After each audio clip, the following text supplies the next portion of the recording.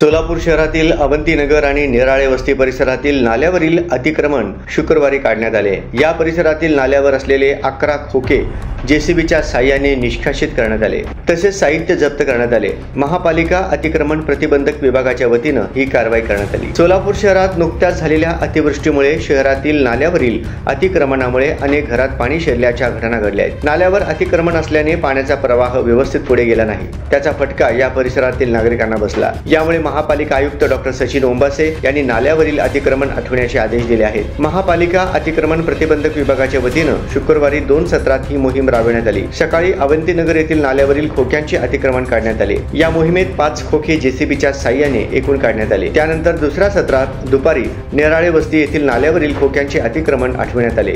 यावेळी 6 लोखंडी खोके जागेवरच निष्कासित करण्यात आले। ही कारवाई पाहण्यासाठी लोकांनी मोठी गर्दी केली होती। महापालिका आयुक्त डॉ. सचिन ओंबासे यांच्या आदेशानुसार नियंत्रण अधिकारी तपन डंके यांच्या मार्गदर्शनाखाली अतिक्रमण प्रतिबंधक विभागाचे अधिकारी हेमंत कुमार डोंगरे यांच्या माध्यमातून कनिष्ठ अभियंता सुफियान पठाण, दीपक कुंभार यांच्यासह कर्मचाऱ्यांनी ही कारवाई केली। पोलीस बंदोबस्तात जेसीबीच्या साहाय्याने ही मोहीम राबविण्यात आली।